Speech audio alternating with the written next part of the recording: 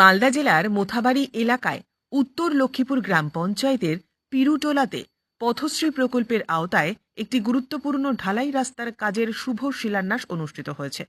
রাজ্যের উত্তরবঙ্গ উন্নয়ন বিভাগের প্রতিমন্ত্রী সাবিনা ইয়াসমিন এই অনুষ্ঠানে প্রধান অতিথি হিসেবে উপস্থিত থেকে ফিতে কেটে নারকেল ফাটিয়ে কাজের আনুষ্ঠানিক সূচনা করেন।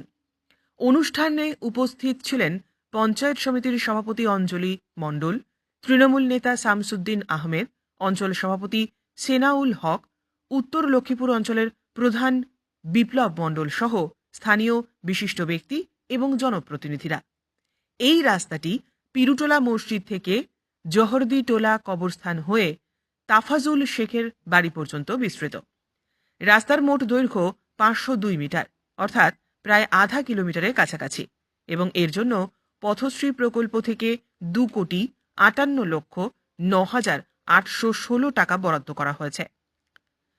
প্রতিমন্ত্রী সাবিনা ইয়াসমিন এদিন বলেন, এলাকার মানুষের দীর্ঘদিনের দাবি পূরণে এই রাস্তার কাজের জন্য পথশ্রী প্রকল্প থেকে 2.5 কোটিরও বেশি টাকা বরাদ্দ করা হয়েছে।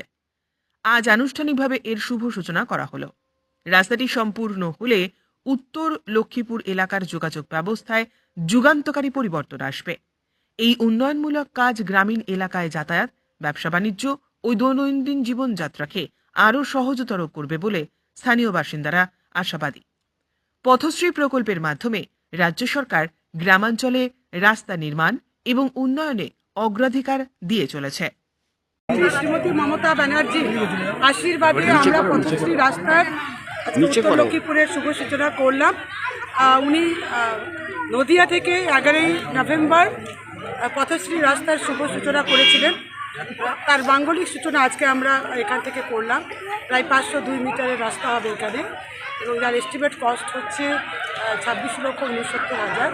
এই কাজটা হয়ে গেলে সাধারণ মানুষের উপকৃত হবে, এবং সত্যিকারে হার্টলি ওনাকে ধন্যবাদ জানাচ্ছি। শুধু পথশ্রী বলে নয়, পথশ্রী, রাস্তাশ্রী, আমার পাড়া আমার সমাধান, এবং আমার উত্তরবঙ্গ উন্নয়ন দপ্তর থেকে শুরু করে বিভিন্ন দপ্তর থেকে ত্রিস্তর পঞ্চায়েতের মাধ্যমে যেভাবে বাংলার প্রতিটা ঘরে ঘরে, মোথাবাড়ির প্রত্যেকটা বুথে বুথে কাজ হয়েছে, তাতে সাধারণ মানুষ খুশি, এবং সাধারণ মানুষের যেহেতু আমি প্রতিনিধিত্ব করছি, তার জন্যে সাধারণ মানুষের তরফ থেকে ওনাকে আমি হার্টলি ধন্যবাদ জানাচ্ছি।